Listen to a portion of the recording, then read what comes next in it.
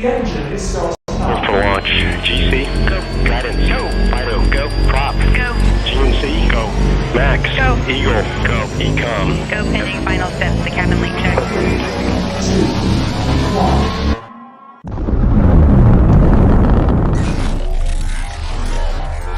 Is there anyone here that would like to communicate with us? Can you give us a sign?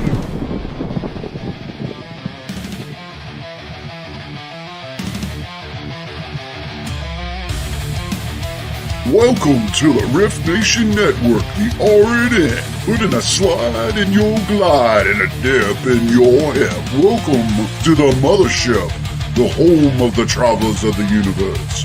With shows throughout the week, you can find us at Instagram, Twitch, Facebook, YouTube, Spotify, and more.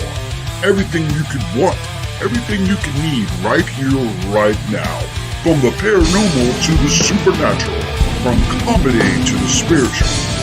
And now, your featured show. Shall we begin?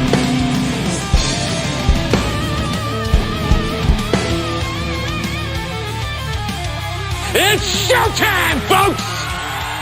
Podcast may contain material that some listeners may find sensitive, offensive, or disturbing. We strive to create respectful and informative content, but topics discussed may include mature themes such as violence, explicit language, or controversial subjects, triggering content including discussions related to mental health, trauma, or other sensitive issues, explicit language. Occasionally, our guests or hosts may use strong language.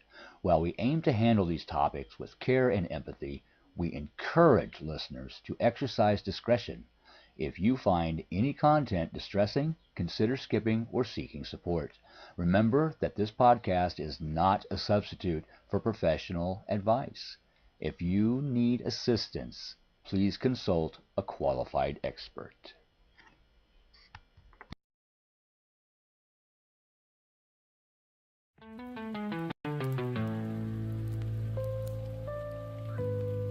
Welcome to the Forgotten Library,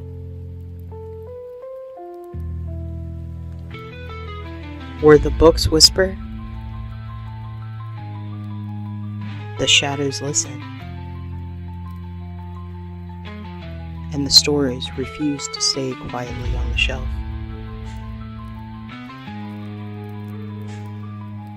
I'm your host, Christina Spencer.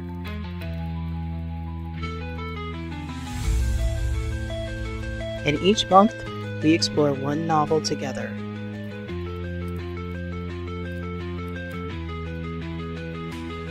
With 3 one-hour live episodes of immersive, read-aloud chapters.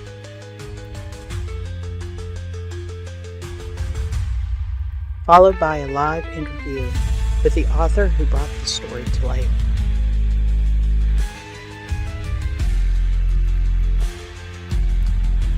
So find your favorite comfy chair,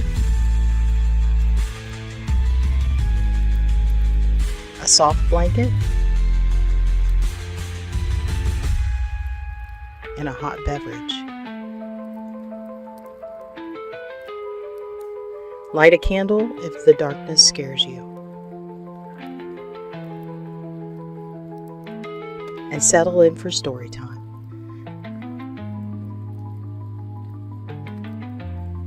Welcome to this week's live episode of Horror, History, and Hauntings Library.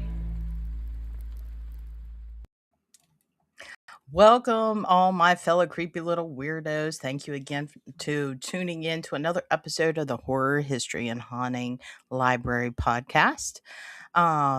Let's get into it a little bit here. There's something about a small town. The way everything feels quiet, predictable, safe. Everyone knows each other. Everyone trusts each other. And nothing ever really changes until it does. At first, it's easy to ignore. A strange feeling, a look that lingers just a little too long. A moment where something feels off. But you can't quite explain why. And in a place like this, People don't just ask questions, they don't want to. Because the truth is, if something's wrong, you're probably already too close to it. Too close to see it for what it really is. Because in a town like this, you never expect the familiar to turn on you. You never expect the cattle to start doing the slaughtering.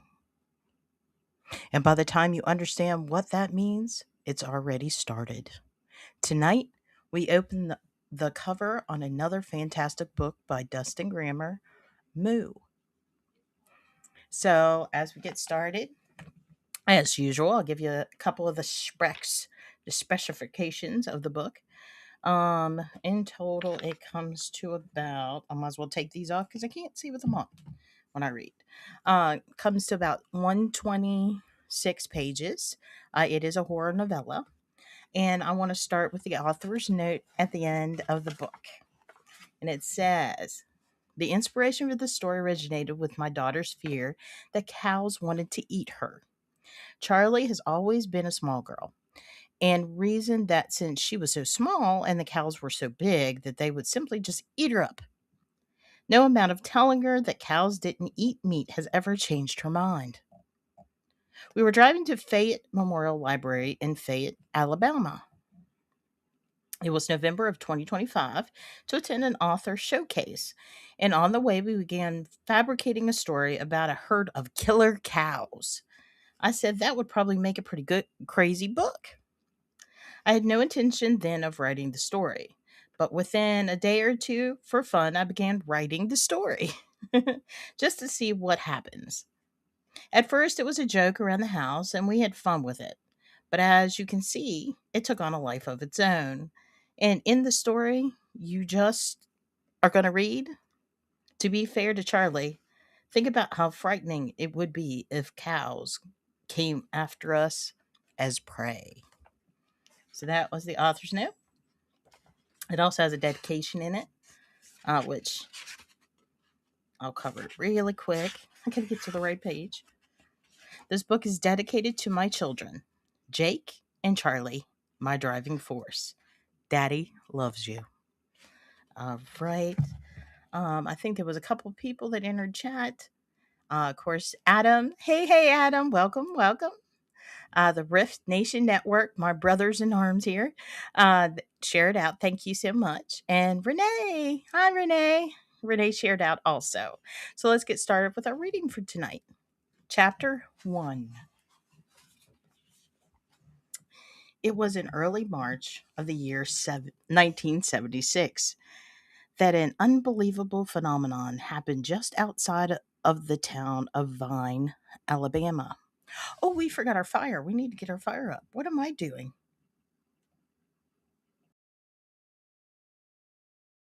Campfire. We can't not have our campfire. Okay, let's try it again. Chapter 1. In the early March of the year 1976, that an unbelievable phenomenon happened just outside of the town of Vine, Alabama. The occurrence, which would become a nightmare for the people of Vine, began on a farm of Sherman Marion. Marion was a man in his early 40s, a widower, and an irresponsible rascal. He had bought the farm after his wife Rebecca had passed away from an unfortunate accident in quotation marks that had landed her with a broken neck at the bottom of a flight of concrete stairs at a hotel in Panama City. Her accidental death had left Sherman with a fair amount of life insurance money.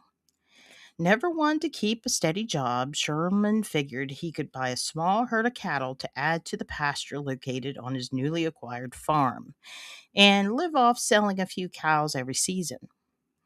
In his mind, all he had to do was procure them, let them eat grass, and then sell them off with very little labor involved. Unfortunately, for some of those living in Vine, his business plan was greatly flawed, and his neglect is where the story begins. Myrtle, a black Angus heifer, hoofed at the dry soil of the barren pasture. It had been 2 weeks since the last bale of winter hay had been rolled out into the pasture for the herd, which consisted of 21 cows to be fed. And that was only because the neighbor, Johnny Williams, had seen fit to bring 4 bales in February. After the last bale of hay was consumed, the herd roamed around the 20-acre plot in search of whatever they could consume. Lack of rain and warmer weather had made the food source scarce. And after a while of grazing, the cows had stomped the ground into dust. Pitifully thin, Myrtle hooved and nosed at the ground, even at one point biting into a smooth stone that she had dug up in the dirt. She bit the stone out of desperation and only succeeded in breaking a shard off of one of her teeth. I'm struggling here. Got to move something.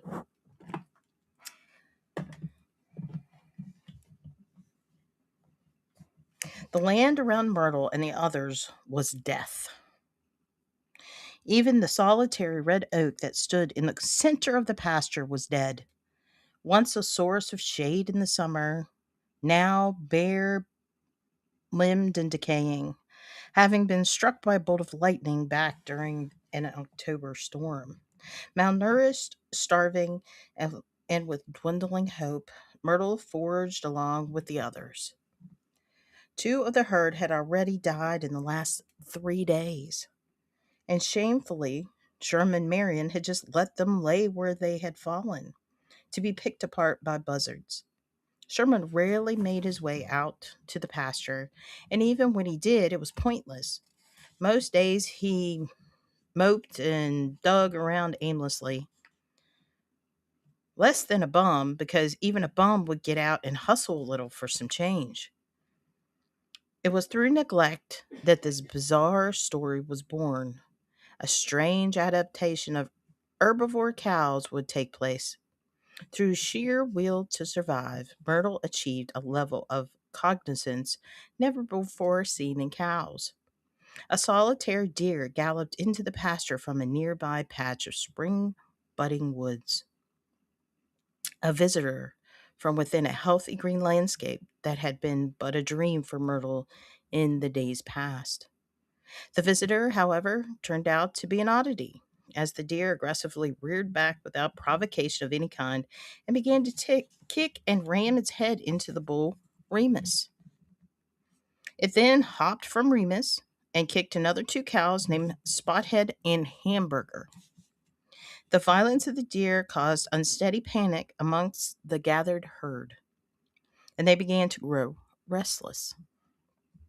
They stamped and rotated around, miserably failing to ward off the deer's attacks, until finally, at last, Myrtle reared and struck back. One of her hooves caught the deer across the head and upper shoulder, dropping it dead. The blood and exposed meat of the fallen deer roused Myrtle's senses on a cerebral level. Within her brain, synapses fired like bolts of lightning, and an awareness was born from the new connections. Myrtle had gained expanded usage into more of her brain than any known cow before. And in her newfound abilities, she mentally pondered, can this deer be food?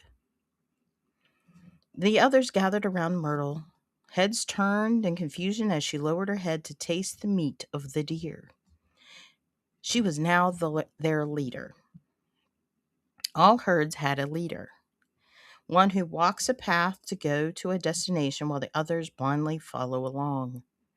Myrtle found that the meat was much easier to tear loose with her torn. Myrtle found that the meat was much easier to tear loose when torn with her shard of a tooth as it pressed against the hard upper plate of her mouth, and with the pulling assistance of a hoof. The bloody fibers were a refreshing delight for the starving cow. And even after a few bites, she could feel strength returning to her body. Remus approached and lowered his head. Myrtle let out a deep bellow of communication, urging him to come forward. One by one, the herd took turns stepping up and taking sustaining bites of meat and flesh from the deer's carcass. They found the meat to be exhilarating, and they were going to need to find more. Once the herd had finished with the deer, Myrtle led them to the fence line closest to Sherman Marion's house and began to moo as loud as she could. The others followed suit, and soon they had become a deep, bellowing choir of carnivorous waiting beasts. The nonstop noise drew and agitated Sherman Marion from out of his house. "What in the heck is going on out here with you stupid animals?" Sherman yelled. Upon hearing Sherman, the herd became ever more relentless in their mooing. Myrtle began to stomp her front right hoof in defiance and moved forward to push against the feeble old fence. "You stop that right now, or I'll pop a bullet in between your big dumb head," Sherman further exclaimed while picking up a nearby shovel.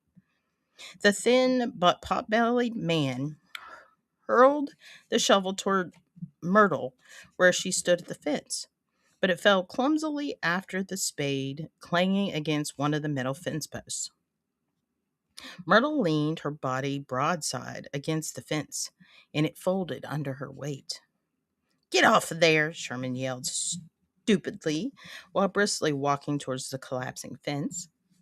He leaned down, picked up the shovel, and started to swing it as hard as he could at Myrtle's head.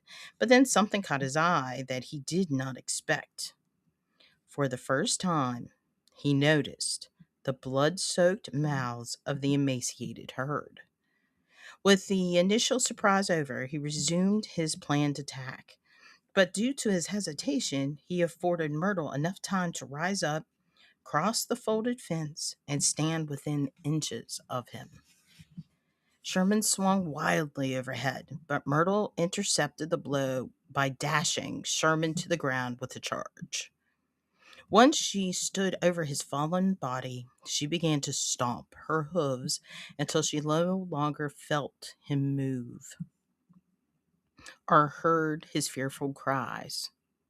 Within moments, the remainder of the herd gathered around and they began to feed on the battered shreds of Sherman Marion.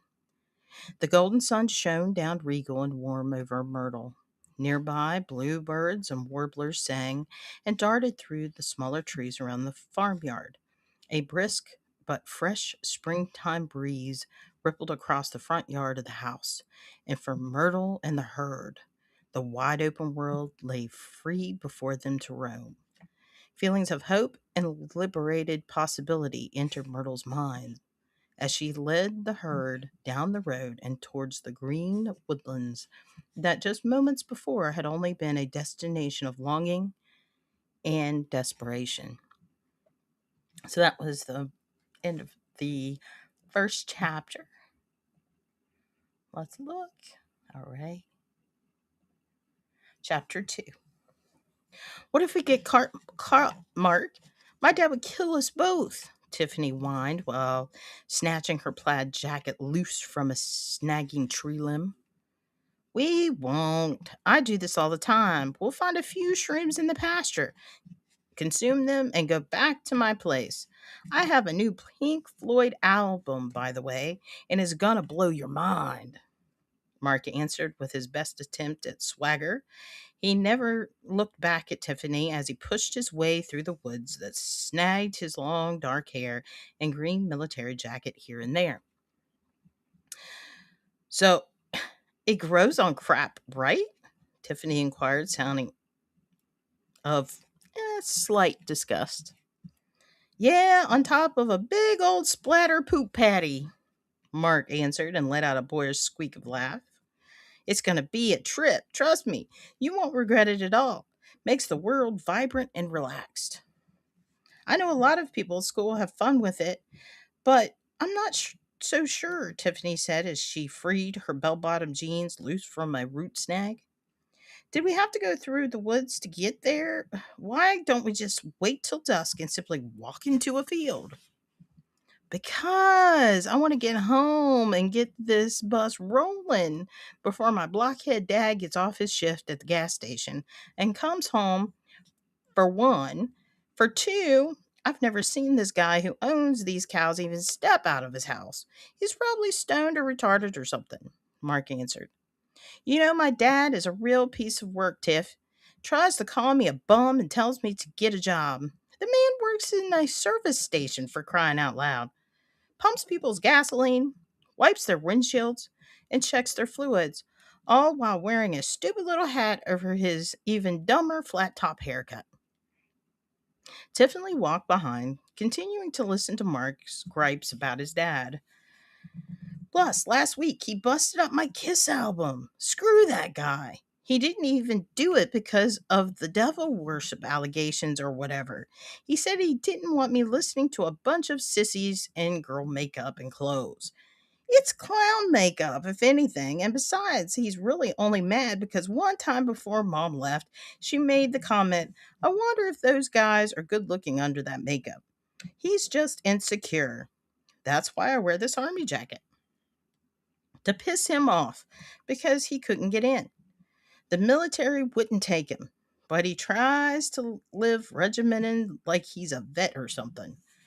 Tiffany continued following along quietly, not quite knowing what to say after Mark continual ranting about his father. She couldn't relate. Her father had a well paying position as a manager down at the paper mill, and for the most part, minus her rebellious streak, they were just a boring, clean cut Southern family. Daddy worked, made the money, and Mama stayed home and kept an orderly house. In contrast to Mark's situation of living with his divorced, bitter father, who barely was able to make ends meet. She had met Mark's father on a couple of occasions at town functions, and honestly, to her, he didn't seem so bad. And if she was honest, Mark tended to be a little lazy and difficult most of the time. Mark was brilliant and had high in the sky hopes of making as a guitarist in a rock band, and he could play. I mean, really play. But the problem was he would never stay in a band very long, which was also usually his own fault. Mark had a few struggles with various substances. That was a known fact. But he had successfully convinced Tiffany that he would simply just ingest a few harmless shrooms, trip out, listen to music, and he would have her back no later than 7 o'clock. You won't become addicted to them, he said when she approached him about getting high. I don't want to do marijuana or beer. But what else is there? Tiffany had asked. That was what led her into Mark's Chevy Nova and out into the woods near Sherman Marion's farm. She felt a rush, a thrilling anxiousness at having stepped outside of her boring vanilla life, and she wasn't afraid of Mark. They had been acquaintances since middle school, and she knew he wasn't the type to be a creep, or so she thought. The afternoon was becoming cold, especially beneath the shade of the trees. I'll be glad when we get there and get back somewhere warm, Tiffany said, while pulling her coat up tighter around her upper body. Almost there, Mark replied. Are you going to try to leave town after graduation? Tiffany asked, just to create a little small talk. Oh, yeah, for sure, came Mark's swift reply. I can see the roof of the house. We're getting close. Moo. What? The cows are loose, Mark exclaimed with surprise. You guys wouldn't have happened to have taken a few craps out here in the last few days, would you? You know, save us a little time on our trip? Mark chuckled goofily, having amused himself. Myrtle stepped forward and approached the two teens with a deliberate but casual gait. The herd followed. Oh, I don't like this, Tiffany said nervously while backing up a few steps. Moo. Just a few dumb cows, Tiff. Come on. I'll scare 'em off. Mark said mockingly. He lunged at Myrtle and hollered out, Yeah, get on, go! Myrtle, Myrtle continued her approach unbothered, crunching over the brown littered leaves on the ground. As she got closer, Mark began to get nervous. "What's that on their mouths?" Tiffany asked with a quavering voice. "It kind of looks like blood." "They're in the woods, probably berries, right? Let's go. We'll go to another field," Mark said, turning his back to Myrtle, and while urging Tiffany along in front of him. "Come on, I'll stand in between you and them, but let's get out of here." Myrtle charged past the teens, causing them to shrink up and wince. Then the heifer turned to face them, her black, bulbous eyes staring with an appearance of indifference. Remus, Hamburger, and Spothead circled around the left and right of the teens. The remainder of the herd closed in the rear. Myrtle mooed loudly and pressed in closer. "Get back, man! Get back!" Mark shouted while waving his arms at Myrtle. "What are they doing?" Tiffany asked through tears. It was the last time she would ever speak. The next sounds out of her mouth were terrified wails of agony and gurgling, a despair as Myrtle led the herd into a murderous frenzy of hoof blows and bites. The cows yet again fed on the flesh of their victims, still not fully satiated, and with nightfall approaching, Myrtle would lead the herd onward. She was their leader, and now they depended on her guidance. Her instincts now provided her with a sense of protective care, as she would see to it that the needs of the herd would be met.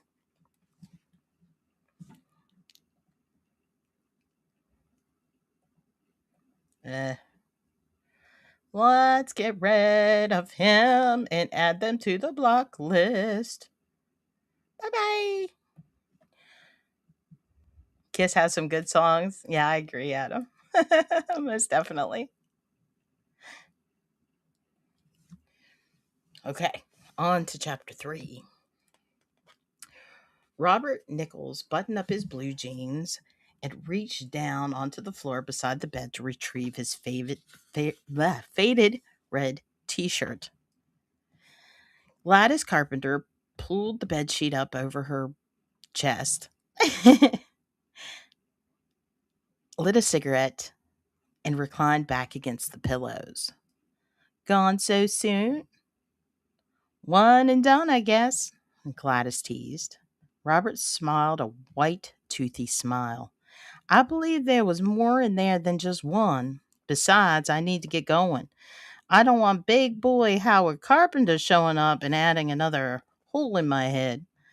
I don't have a need to meet Mr. Carpenter and his friend, Mr. Winchester." "I told you already. He's on a long haul, probably all the way in the west side of Texas by now," Gladys said with a slight agitation. I ain't never been good at gambling, and I don't need to start now. It was good and all, but I ain't trying to get killed," Robert said, slipping on his shirt and then fixing his thinning hair. "But you're a muscle man. You aren't scared of that old big fat hog Howard, are you? I thought you was big and bad," Gladys teased again while slapping a dainty white foot out from under the sheet against Robert's inner thigh. "Ha ha. Nice try, old girl. But this big bad man's got to go. I'll see you next time." "You sound awfully sure of yourself, boy. I may not have time to give you to no little scaredy cat next time," Gladys said while seductively arching a brow over one of her piercing blue eyes. "I just figured it was about time for a little routine maintenance. Now that I got that tune-up done, it's time I gotta go. Besides, I got work early in the morning, and last time I was late on account of you. Nearly got let go on the spot," Robert replied while walking into the threshold of the door smiling. "That was on you, buddy," Gladys mocked, hiding the fact that she had found his last comment and cockiness to be gross. She threw a pillow at Robert. Guess I'll shower all alone then. Guess so, Robert said, and then walked out. Gladys murmured under her breath, asshole. After Gladys heard the front door shut, she snubbed out her cigarette in the ashtray on her nightstand and then slipped out from under the damp sheets to go to the shower. Excuse me.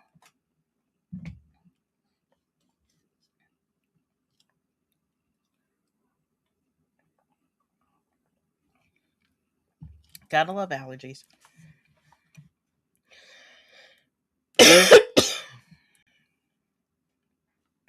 Along the way to the shower, she collected a big t-shirt that belonged to her husband, Howard, and a clean towel. The hot water of the shower quickly caused swirls of steam to rise in the cold bathroom.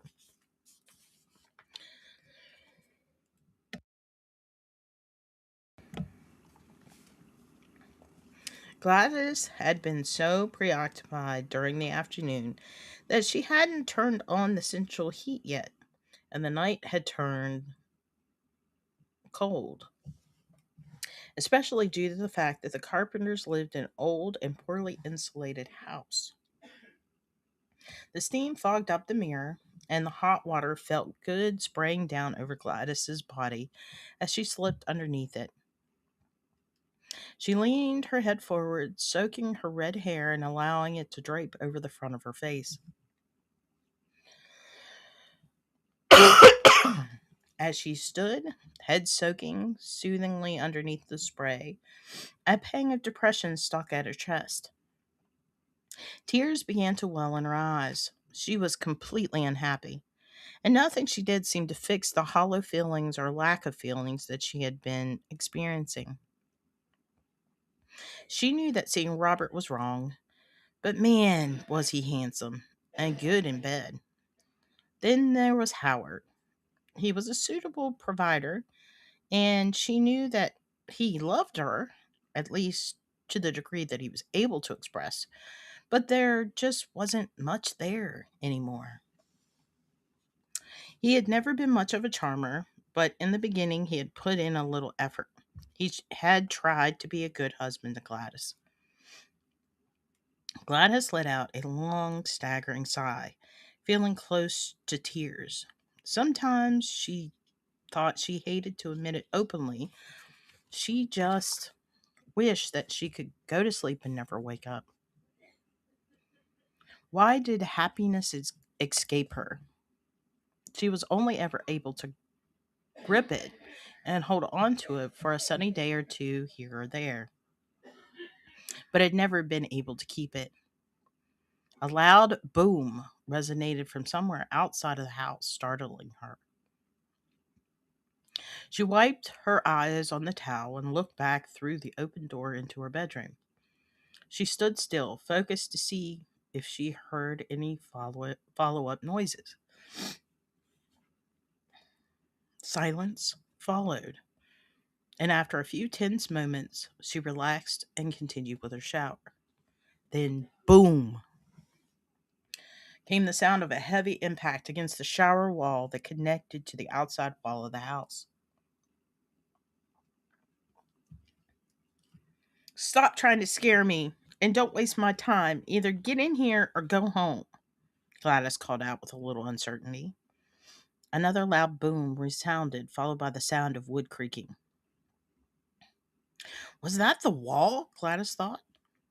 You're about to piss me off. Stop playing around. It's not funny. You know what? I don't want to see you. Go away. Gladys assumed it was Robert playing around, but then the thought crossed her mind. What if it wasn't? I better get out and go get the gun. Gladys turned the water off and took down the towel to wrap herself in. She thought that she heard the sound of a low, deep bellow rumble from behind the thin wall. Now, scared, she moved into the bedroom and began digging through the nightstand on Howard's side to retrieve his .45 pistol. So she flipped over Howard's random things, but never saw the pistol. She was unaware that just moments after she had gotten into the shower, that Robert was walking out to his truck in the pitch black of night on his way to go play poker and brag to his friends. He was used to fulfilling his desires with no intent to stay around. What Robert didn't expect was an encounter with large masses lurking nearby in the darkness. He had just barely made out the forms of their black silhouettes against the black drop of the purple night sky, but by the time he had, it was far too late. He was trampled, dying in total confusion. Most of the herd began to feed on his battered body, but Remus had broken away and made a path around to the back of the house, toward the sound of running water. Gladys had never located the pistol and had missed the sound of the creaking boards and deep bellowing. She had fearfully crouched into a corner. She tried to dig deep within herself to muster up the nerve to go for the phone in the living room, but her legs were a trembling and failing mess. She heard something stepping onto the front porch. The sound was confusing and made no sense. Why did it sound like a large hoofed animal was trotting around outside of the front door? Could it be a horse? Gladys closed her eyes. Tears began to streak down her pale, freckled cheek. She was trembling intensely, as she could have sworn that she felt the wall bulging behind her. I have to do something, she mentally tried to coax herself. Suddenly, a heavy mass crashed through the wall and fell on top of her seated body. Gladys fell forward underneath the weight. The impact had broken her back just inches above her waist. Paralyzed, she observed as the hulking bull forced the remainder of his body through the hole in the wall. In the dim light, she could see the moisture around his black nostrils and the saliva and gore dripping from his mouth. His eyes bulged wide in excited anticipation. Gladys began to scream, unable to move. There was no escape from Remus, as he began paddling the hooves of his front legs into her body, tearing her flesh and dragging her through the wall and out into the darkness to be eaten. Yes, Adam, Texas.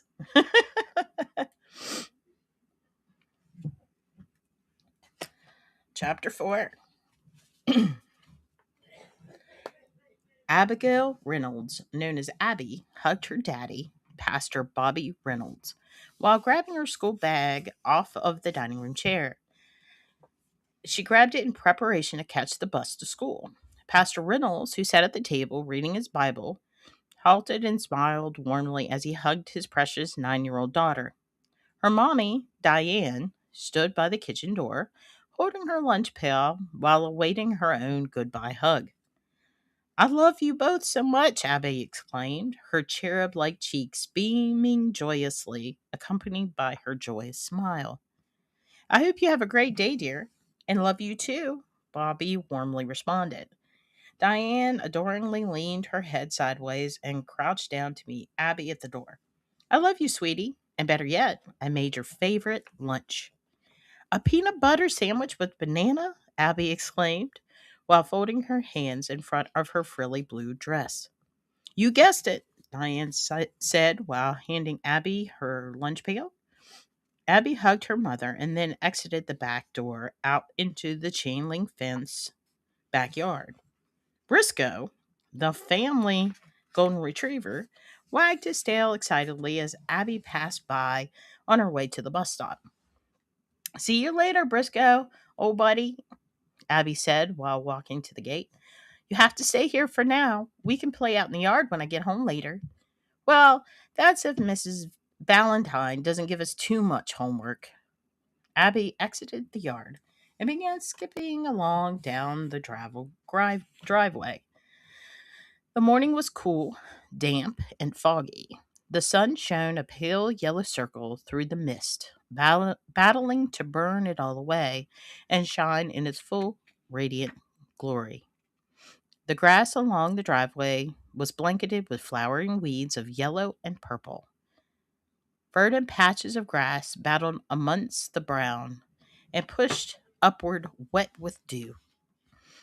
Abby whistled, trying to match that song of the flittering bluebirds and sparrows. She felt that today was going to be a good day and was excited because they were going to be making kites during their craft time at school. Abby was going to paint hers to look like a sunflower and daydreamed about it flying high against the baby blue sky. Eventually, she arrived near the mailbox, where the gravel met the pavement. Any moment now, the bus would rumble and burst through that wall of fog. She stared intently into the swirling white in anticipation, but was suddenly surprised by a sight of dark silhouettes lumbering along just out of plain view.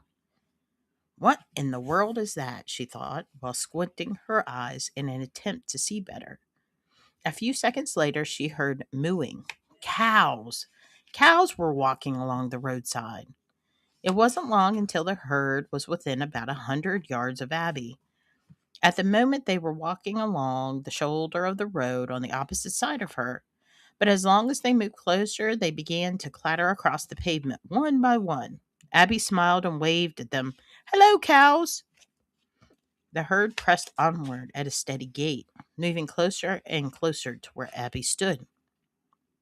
As they moved closer, now at about 50 yards away, Abby began to feel uneasy. Something felt wrong. She scanned the horizon for the approaching bus, but it still wasn't there. As the herd moved closer, they began mooing more frequently, sometimes even in unison. Abby nervously looked back at her house and thought about running home, but she was afraid of getting scolded by her parents if she missed the bus. Nervously, she began to pace and step in a little circle. She heard Briscoe begin to bark and jump against the chain link fence. The herd moved closer, now within 20 yards. Abby started to walk past the mailbox and into the wet grass beyond the drive to create as much distance from the creepy cows as she could. Abby fearfully looked toward the oncoming herd and for the first time felt relieved. The bus had broken through the wall of fog, though it didn't seem to be moving fast enough for Abby's liking. The herd had now moved close enough that Abby could see the stained blood around their mouths and the crazed glare in their black eyes. The sound of air brakes alerted Abby and drew her attention to the fact the bus had stopped and the doors were sliding open. Relieved, she ran onto the bus, escaping the oncoming herd. As the school bus drove off, the driver asked Abby, "Are those your cows?" "No, sir, they are not, and there's something about them that scared me," Abby answered. The driver chuckled. "Aw, Abby, they're just cows. They ain't gonna hurt nothing." With the small girl gone from in front of them, Myrtle instinctively felt that she should lead the herd out of the wide open and into a more sheltered location. So she led them back across the pavement and across the field that was bordering in the distance by the line of trees. Once they crossed the field, they could disappear into the woods until their next meal was available. Periodically, the herd chomped at the growing grasses as they transversed over, but it failed to satiate their hunger. The taste of meat had driven into them a bloodlust, a madness, and it grew with each victim consumed. It seemed that there would be no going back to their herbivore ways. Chapter 5. Edward Granger startled awake at the slate-edged striker slipped off of his leg and popped against the root of the pine tree that he was seated against. Luckily, his Remington 12 gauge had remained in place. He readjusted, straightening his legs, which had fallen asleep, and rotated at his hips to relieve the stiffness in his lower back. Edwin had awakened well before dawn and headed into the pine thicket to turkey hunt. He had gotten permission to be on the land from his good friend Doug Sanders, who was part owner of the Henderson Land Management Company. He had managed to call up a gobbler just after daylight, but had startled it when he attempted to ready his gun. Following that event, Edwin had nestled down within the raised roots of the tree to get warm and had dozed off. There were far worse places he could have been falling asleep at. Home on his day off would have been one of them. If he had stayed home, his wife would have found all kinds of things for him to tinker with around the house, or places for them to go together. Edwin's time was for the woods, and he had been looking forward to turkey season ever since the one the year beforehand ended. Now that he was fully awake, he thought about his time and how in just a month he could retire from this county road crew. What would he do with that much free time? For so many years, it had seemed the day to retire would never come. His two kids were grown and moved out of his house. His wife, Barbara, had retired the year before from her bank teller job. And even if he wanted to stick it out a little longer, his body just wasn't holding up to handle the physical labor that his job required anymore. It was time to let go. But that forced him to face the fact that he was now becoming an old man, and in retrospect, it hadn't taken long to get there. Edwin sighed, climbed up on his knees while leaning the shotgun against the pine tree, and slowly lifted himself through aches back to the standing position. He had abandoned the hunt an hour or so ago, and it was now somewhere between 9 a.m. and 10 a.m. Even though he had failed to take down a gobbler, he still had enjoyed the quiet time just being in the woods surrounded by nature on the fresh spring morning. Edwin would have to take a little rubbing from the guys at the shop on Monday morning when he went back to work, but that was part of it. And he gave it just as well as he took it. He leaned over, back still stiff, and picked up his shotgun, but then froze. He heard the sound of something stomping through the woods on the other side of the tree from him, and it sounded heavy. Fallen branches and sticks popped and snapped beneath the weight of whatever was coming his way. As he continued to listen, he heard the fallen leaves sliding and pressing along. The sound reminded him of rushing water, and he realized that whatever it was, there was more than just one. That's something pretty big, Edwin thought to himself, and decided he would slowly peek around the tree to see what was coming. He wasn't the slightest bit afraid to look, but didn't want to spook whatever it was. He looked, and he saw a herd of black Angus cows stomping through the woods headed in his direction. Somebody's herd done got loose, he thought to himself with a little grin. Guess I'll find out whose it is and go back to town and let 'em know. Edwin stepped out from behind the tree in full sight of the herd and called to them, "Ho now, cows, ho now. Let me try and figure out where y'all ought to be." Myrtle stood at the front, cautiously eyeing the camouflaged man as he approached them with one hand raised. The other was something relaxed in it. Edwin continued to move toward them, but then stopped when he got close enough to see the matted gore on the lower jaws of the herd. "What the heck is that all about? Sickness?" Edwin muttered under his breath. The herd began to shift restlessly,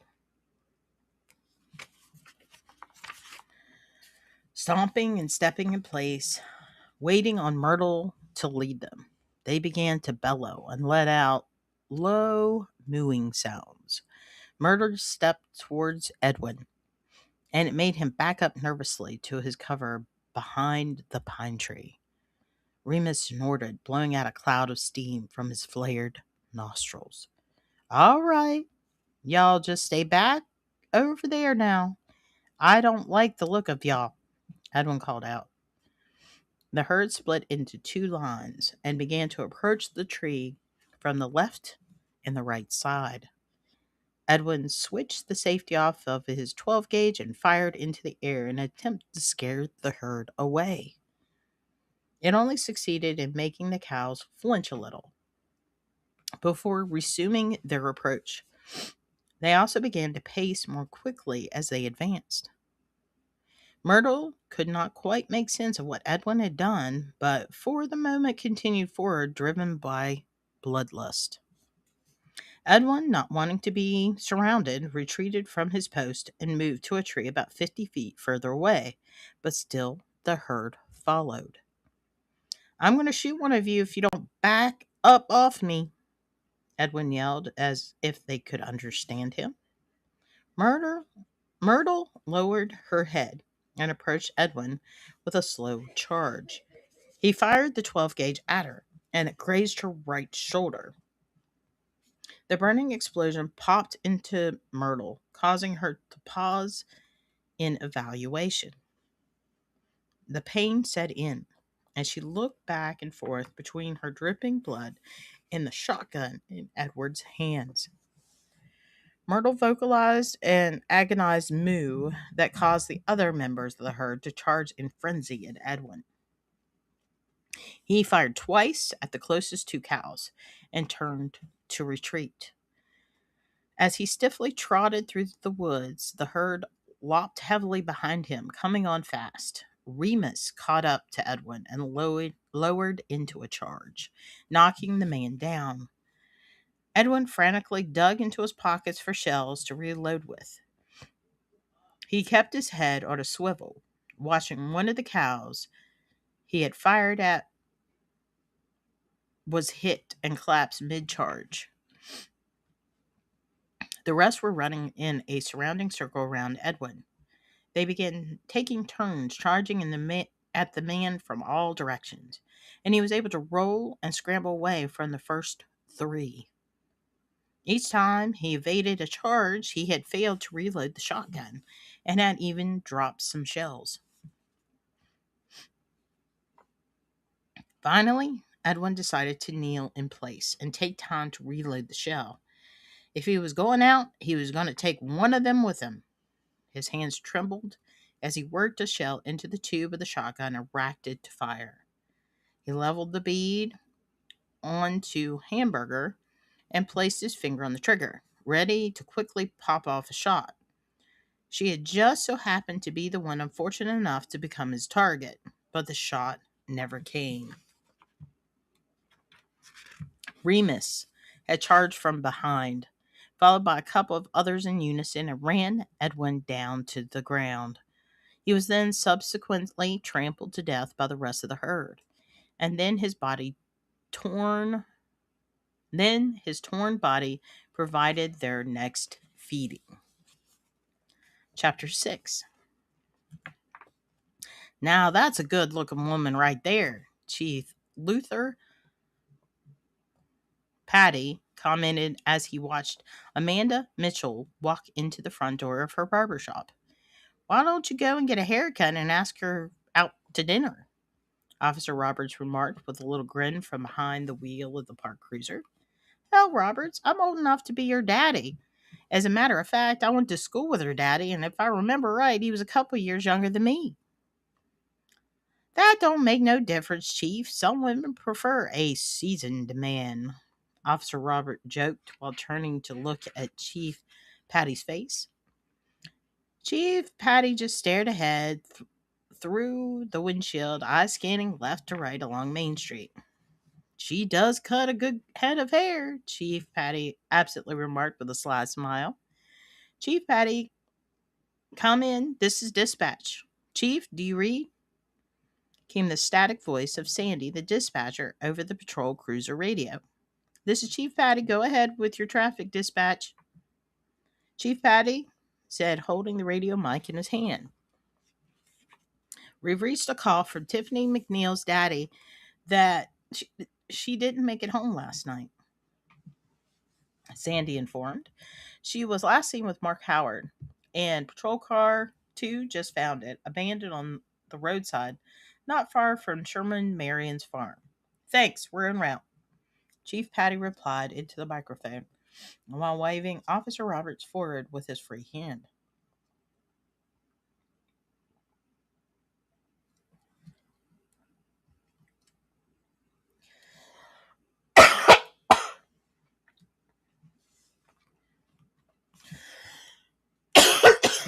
Mm. That Howard boy ain't gonna be nothing but trouble. Probably got out there all doped up and brung that McNeil girl down to his level, Chief Patty commented, and then pressed his coffee thermo into his mustached lip to take a sip. Sweet girl, ain't got no business hanging around that bum for sure, Officer Roberts added as he steered the cruiser out onto the main street. And they drove off in the direction of Sherman Marion's farm.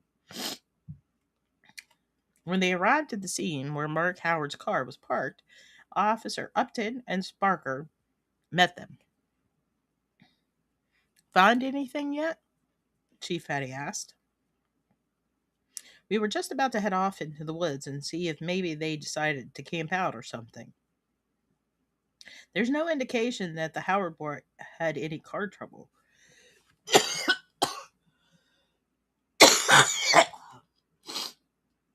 My word.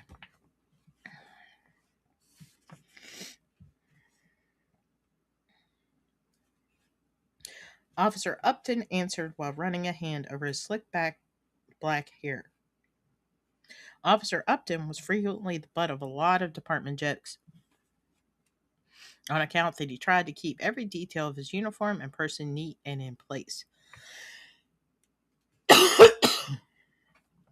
His shirt and pants were always pressed and immaculately fitting, and his shoes were kept shiny.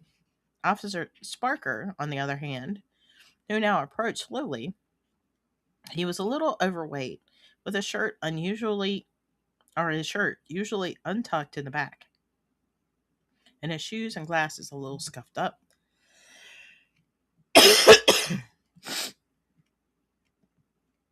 Sure is a lot of cow doo-doo up there and down in the ditch, Officer Sparker added, I see hoof prints also. Wonder if Sherman Marion's cows got loose, Chief Patty observed and asked. Maybe Marion saw the missing kids, Officer Roberts said. Tell you what, Sparker, Upton, you all keep looking around here, and Roberts and myself will go and pay Sherman Marion a visit, Chief Patty ordered, and began walking back toward the passenger side of the police cruiser. Yes, sir, came the replies of both Officer Sparker and Officer Upton in unison. That's another one that ain't worth a crap, Sherman Marion, Chief Patty commented to Officer Roberts once they were back inside the cruiser. Yeah, for sure, ain't much to him. I still think he pushes his wife down those stairs to get that life insurance money, Officer Roberts said as he steered the car back into the highway. Probably so, but the investigation said otherwise. Guess that's what happens when something like that happens down in Florida. They couldn't care less about no hit girl from Alabama, Chief Patty said while looking out the window at Sherman Marion's empty field as they approached.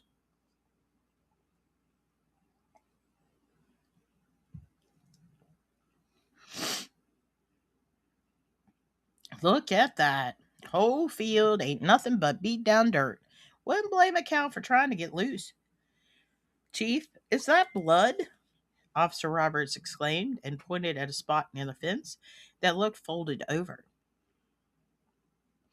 More than that, it looks like a body, Chief Patty exclaimed in reply, and buzzards all around. Doggone! Officer Roberts pulled the cruiser off the road near the Marion's front yard, and the two got out quickly with guns drawn. Chief, I think that's Marion's body, or what's left of it, Officer Roberts called back as he approached the mangled corpse. Back in the cruiser, the radio popped. The voice of Officer Upton came over. Chief, this is Upton. Do you read? Chief Patty trotted back to the radio. This is Chief Patty. Go ahead. Chief, we found the kids in the woods, and just to warn you in advance, it's not a pretty sight. Looks like a massacre. Chief Patty hung his head as buzzards flew off behind him in Marion's yard. He stared at the sunbeam as it refracted through the windshield and across the blue dash of the cruiser, trying to process and make sense of the discoveries. Was there a killer on the loose in Vine? Had the trio done each other in somehow? He radioed back to Officer Upton. Ain't too nice of a scene over here at Marion's. See what you can find out, tape it off, and meet us over here. Copy, yes, sir, came the reply. Just within an hour, the county coroner, Dr. Walker, and his team arrived with the sheriff, Philip Bowers, and a couple of deputies. This is an unbelievable sight, remarked Dr. Walker as the team gathered around a makeshift headquarters outside of Sherman Marion's home. It seems the victims were all killed by Marion's cows. But the thing I can't wrap my mind around is that they weren't just trampled by the escaping herd. The victims have been eaten. Is it possible they were trampled by the cows and then eaten later by, like, coyotes or maybe buzzards? Questioned Chief Patty, his face twisted in disbelief. That seems to be the most obvious scenario, right? Well, you would think that would be the case. But there are no indications of a presence of coyotes, no tracks, no scat, and the wounds were made by teeth, not the beaks of a bird, not to mention the size of the bite marks, Dr. Walker added. So you're trying to say we got a herd of killer cows? Cows don't eat meat. Sheriff Bowers chimed in, showing support for Chief Patty. Sheriff Bowers, a young man in his late 20s, had held the office of sheriff for less than a year at this point and had grown up in Vine. Chief Patty had been a staple in the community all through Philip Bowers' life, and Bowers had viewed Chief Patty as a role model. It was rare that municipal and county affairs crossed over. Sheriff Bowers swelled with pride at the prospect of now working such a bizarre case with Chief Patty. Chief Patty simply wanted it over and done. Growing up on my daddy's farm, there were a couple of times when I saw cows eat meat. Sometimes they get a hold of something dead in the pasture, or the dog would drop a chewed up bone within their reach. But if they ate it, it usually made them a little sick, Officer Robert added to the conversation. Well, looking at the poor state of Marion's pasture, I guess if the cows got hungry enough, Dr. Walker started to say, but was immediately interrupted by Chief Patty. I ain't never in my life heard of no murdering cows. Are we serious right now, Doctor? Got to be a better explanation than this. Chief, dispatch is radioing, Officer Upton called out from his patrol car, holding up the microphone from the radio. Chief Patty walked over and received the message. The mailman just found Robert Nicholas and Gladys Carpenter dead at their home. Robert was chewed up near his truck, and Gladys was in the backyard. Hoof prints and doo-doo everywhere. Officer Upton replied. You've got to be kidding me, Chief Patty exclaimed, while laying his head in disbelief on his arm against the top of the car. In the meanwhile, a truck came pulling up behind the seat. It was Pastor Bobby Reynolds. Somebody got killed?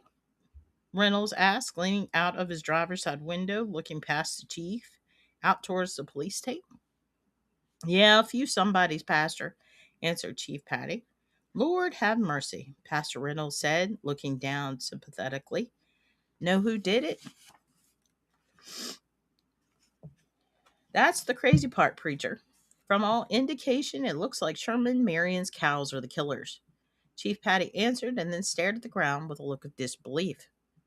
Marion's cows? His herd is on the loose? Pastor Reynolds asked while his mind processed what the Chief Patty had told him. Yeah, they got loose. Looks like they, in the least, trampled Sherman Marion and then got off into the woods and got Mark Howard and Tiffany McNeil. And now I'm getting a call that Robert Nichols was found dead along with Gladys Carpenter at her home. Craziest thing I've ever heard, Chief Patty answered. Oh, poor Tiffany. She was such a sweet young lady, came Pastor Reynolds' immediate reply, and then he felt a sickness in the pit of his stomach.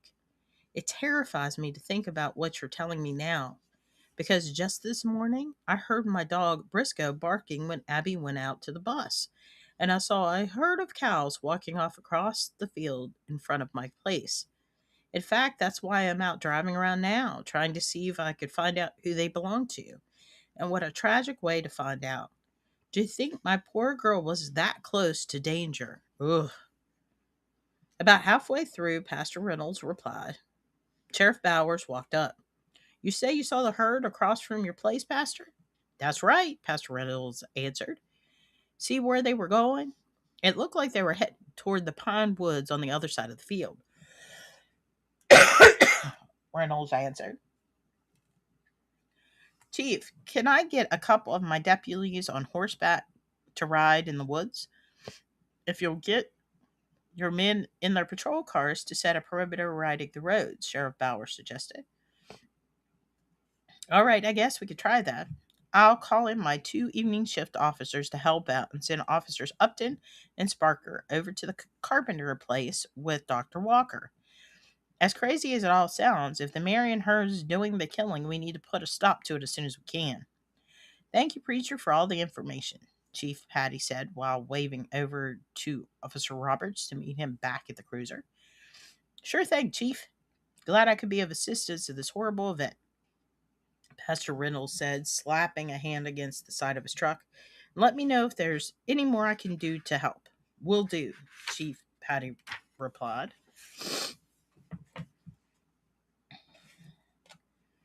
Okay.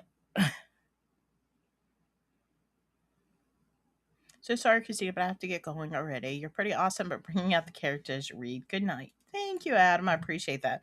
Sorry, my allergies are kicking so hard today. I'm trying to make a story.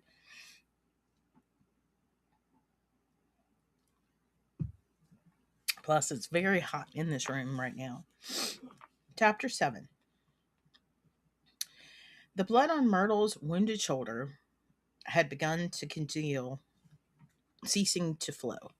The remaining members of the herd gathered solemnly around the corpse of their fallen herd mate. Some of them bellowed lowly as they looked back and forth from the corpse to Myrtle. For the first time, they had felt loss and seemingly sought guidance from their leader. Remus snorted and stomped a hoof into the soft soil of the woodland floor. He then turned around and began to walk away, followed by Hamburger and 3 other cows. Spothead hesitated, checking back with Myrtle, who stood motionless, studying the departed member of her herd. Spothead let out a loud moo, as if demanding an answer. Myrtle stayed still, as if in deep thought. Remus turned his head and moved nonchalantly back at Spothead, never ceasing to make his exit. In Remus' now adapting mind, he had reasoned that not far back they had abandoned a field of green-growing grasses. Unbeknownst to the herd as a whole, they had failed to see that at least 3 of their herd had become sickened by eating of meat. 2 of them now weakly followed Remus. Finally, Myrtle stepped forward to where Edwin Granger's 12-gauge shotgun had fallen on the ground, and angrily stomped on it for emphasis. This got the attention of the entire herd except for Remus. Again, Myrtle stomped the firearm, began mooing, and dashed her head to point towards farther into the woods. The cows with Remus paused in consideration of returning to Myrtle, but then Remus let out an explosive and angry-sounding moo, drawing them back to him. Myrtle, unwilling to let the herd split, charged ahead of Remus and confronted him head to head. They lunged into one another, mooed, and then butted heads, neither relenting. The scene continued for a few more tense seconds, both cows aggressively pushing back and forth against the other. In the meantime, Hamburger had led the other three cows that had split back to where Spothead and the others gathered around their fallen herd mate. Spothead mooed loudly to get Remus and Myrtle's attention. When the two paused their aggressions to acknowledge Spothead, they witnessed the rest of the herd had reunited and now sought to mourn their fallen sister. Myrtle blew through her nostrils at Remus and returned back to the herd. Remus stood solitary, distant, and seemingly unwilling to return to the herd. While Myrtle backed with the herd, she began to use her front hooves to cover the corpse of the cow with soil and leaf litter. The others began to mimic the act, and soon the bizarre burial ceremony had taken place. Following the burial, they stood silently for a while until Myrtle mooed loudly and began to walk away deeper into the woods. The rest of the herd followed her lead, but the bull Remus. The sky above the treetops became darkened by growing cloud coverage. A storm was coming, and the herd could sense it. The wind kicked up, causing the branches of the pines to sway, and from some of the trees, yellow pollen dust swirled. Myrtle led the herd deeper into coverage, searching for a place where they could bed down for the evening. Just a few miles away, Sheriff Bowers had met up with Deputy Buck Nielsen in his horse stables, and they had begun loading up horses onto a trailer to drive over to Pastor Reynolds' place. At the same time, Chief Patty and Officer Roberts patrolled the roads nearby, joined by Officers Mary Thomas and Greg Seabrine. Across the local radio station, an APB went out urging all public to call in any suspicious behavior or sitting of a herd of cows on the loose.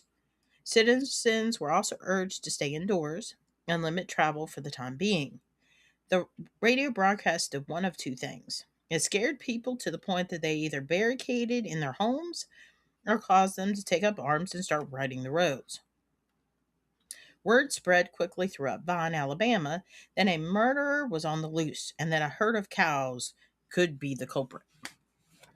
The reports also drew attention from the ABI, and an agent was sent down to aid the other law enforcement agencies.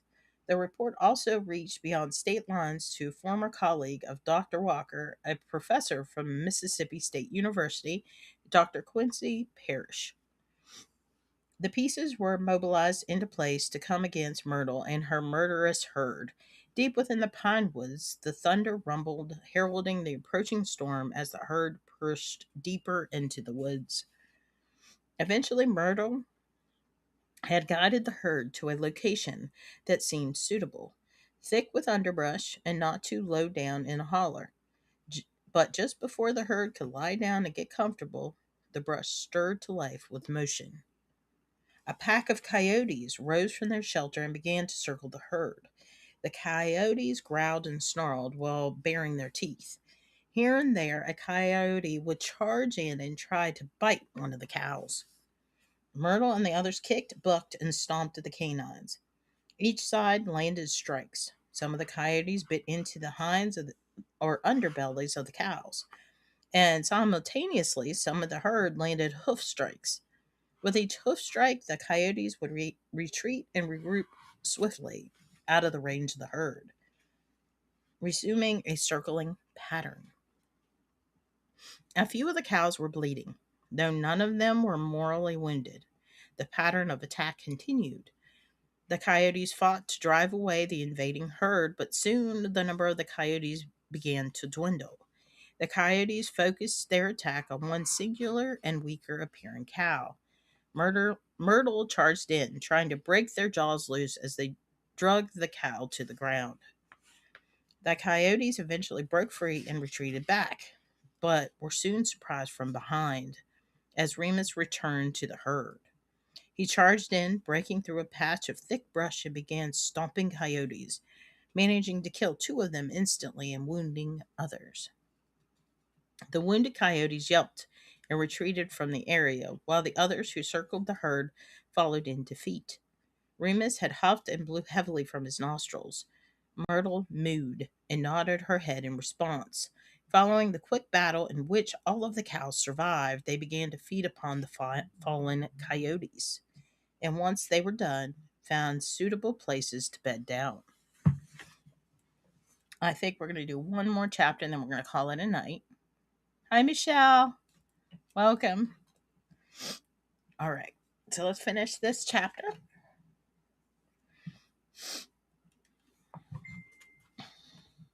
Sheriff Bowers with deputies Nelson and Davis mounted onto the saddled horses, now unloaded from the trailer in Pastor Reynolds' yard, and cocked the levers on the Henry rifles they carried.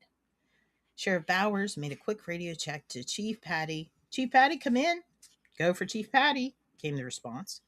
This is Sheriff Bowers, letting you know we're mounted up at the Reynolds place and on our way into the woods. Now, officer and I will got the roads covered. Go ahead. Chief Patty responded from the passenger seat of the cruiser. Just then, another voice broke through. This is Agent Peter Peterson of the Alabama Bureau of Investigation. We're on the location at the Vine Police Station, requesting that you check in with us with any further developments on the case. Yes, sir, will do, came Chief Patty's response. Roger that, sir. We'll keep you in the loop. Sheriff Bowers checked in while lightly kicking his horse, urging it onward. It was a little after 3 p.m. when Sheriff and the two deputies entered the woods. The rolling dark clouds overhead made it appear closer to dusk. We don't have a whole lot of time to rush this search. Chief Bowers called out to the others. Either we're going to lose the last of the good light, or that storm's going to roll in and run us out. But let's try and make sure we keep a good track going. The trio initially had no trouble following the trail left by the herd. Even in the diminished light, the leaves and the shrubs were trampled over and pressed down into a soft soil. Thunder rumbled as Sheriff Bowers felt a light mist of moisture touch the edge of his nose. He scanned from left to right as he rode through the woods. Wasn't long until they rode up on the nightmare scene where Edwin Granger had made his last stand. Chief Patty, come in. Sheriff Bowers radioed. Chief Patty, go ahead with your traffic, came the chief's reply. We got what's left of a deceased male in camouflage, about a half mile in, coming from the northwest direction from Pastor Reynolds' house. Radioing in the coroner's group over. Sheriff Bowers called. This is dispatch. Making a call to Dr. Walker, came Sandy's voice. Sheriff Bowers looked down at what remained of the chewed-up body and noticed the battered and muddy shotgun nearby. What the hell are we dealing with here? Look over here. It's some sort of mound, Deputy Nelson said, pointing over at the burial mound. Did those cows make this mound? Deputy Davis asked, with a look of bewilderment on his face. This isn't normal by any means. The minute we lay eyes on this herd, I say we waste no time opening fire on them. Sheriff Bowers instructed. I agree, Deputy Davis acknowledged. Yeah, we're supposed to be eating them, not the other way around, Deputy Nelson commented. As they rode on further into the woods, they remained able to easily follow the path made by the herd through the brush due to the bent-over shrubs, deep hoof prints in the soil, and piles of droppings. Sheriff Bowers noted that some of the droppings appeared runny, an indication that some of the herd must have been unwell. The surrounding land grew increasingly dark as the rain picked up a little. We're about to get rained out over here, Deputy Davis commented while sticking his hand out to feel the rain. Just a little bit further, and then we'll hang it up for them until the morning. They couldn't have gone too much further, Sheriff Bowers replied, still scanning left to right. Look over there. What's that? The two deputies turned their attention toward where Sheriff Bowers was pointing. Is that fur? Deputy Nelson asked, while at the same time kicking his horse on the side to make it go forward. Coyotes. These things took out a pack of coyotes, it looks like. Before any of the three could move a muscle, a group of black mounds began to rise up about 20 yards away from underneath the thick overbrush. Suddenly, Myrtle and her herd began mooing and charging into a frenzy. The initial burst of movement scared the horses, and they began to raise up and buck in a panic. Deputy Nelson and Davis were both thrown from their mounts, and Sheriff Bowers was run into a nearby low hanging branch. Nelson stayed down, wincing, and he grabbed at his side, but Deputy Davis and Sheriff Bowers made quick to retrieve their rifles to defend themselves. The two riflemen began firing at the herd. Davis moved over closer to Nelson to keep him covered. Myrtle was quick to recognize the long guns in the hands of the two men and began retreating, urgently mooing for the rest of the herd to follow. The herd quickly fell into pace behind Myrtle as she charged toward a nearby ridgeline, hoping to escape. Sheriff Bowers and Deputy Davis sighted in on a couple of the slower, more sickly cows at the back. The shots were right on target, and the two stragglers fell dead. The rest of the herd managed to escape just as the rain began to hammer down on the pines. "Come in, Chief, come in," came Sheriff Bowers' excited voice over the radio. "This Chief Patty, go ahead with your traffic. We run into 'em and shot two dead. The rest of the herd are charging south, bound to cross Highway 3 at some point." Sheriff Bowers yelled into the radio with a little distortion. "Sparkler and Upland, do you read?" Chief Patty radioed. "Yes, Chief, on our way," came Sparker's voice over the radio amidst the squeak of the cruiser's windshield wipers. "All right, Roberts, just keep a southern bearing on the highway and I'll keep a lookout," Chief Patty instructed. "We're close to getting them now." Just as Chief Patty had finished getting the words out of his mouth, oh,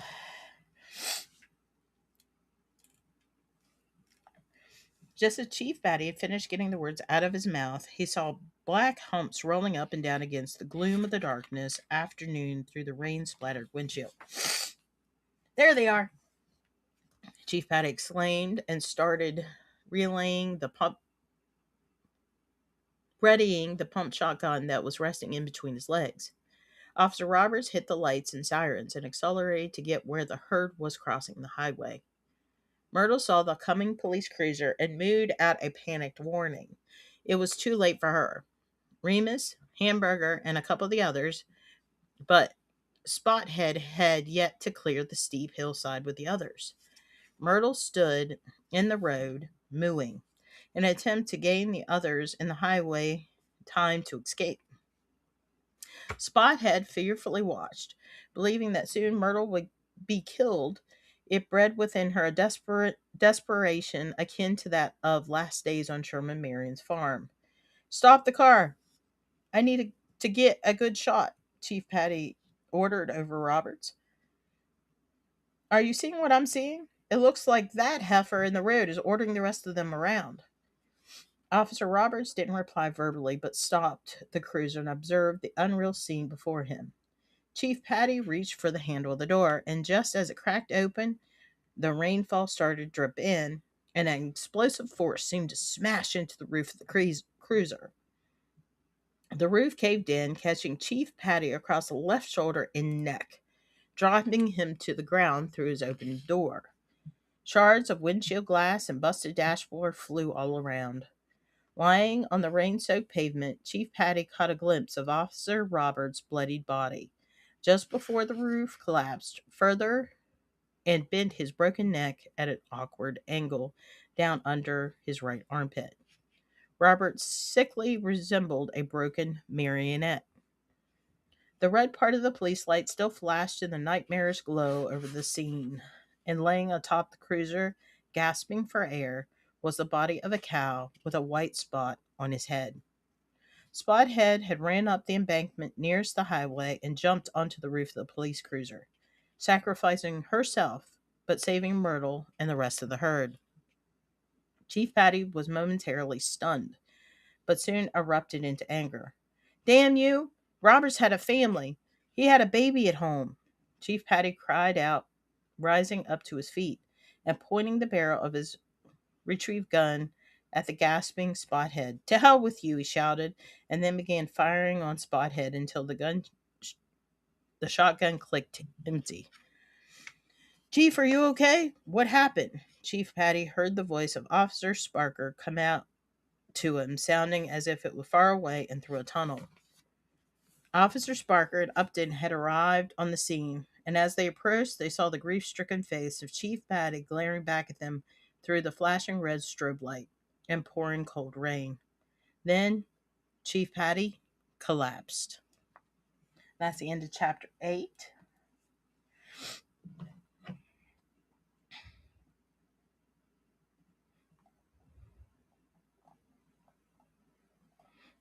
All right. I hope you're enjoying this book. I think it's a fun little horror novella.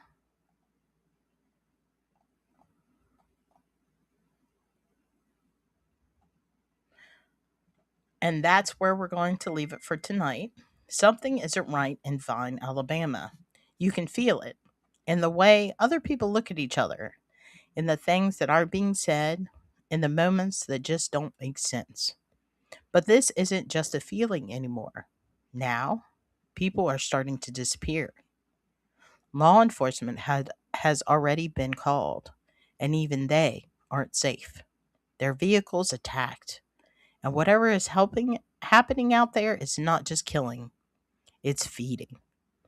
Because in this town, the cattle aren't just livestock anymore. They're hunting. And by the time anyone realizes what's really going on, it may already be too late. Now, make sure you join me next week as we continue Moo and find out just how far this reality goes. And as always, thank you for watching. Good night and sweet dreams. Bye-bye, guys. I hope you have a wonderful night.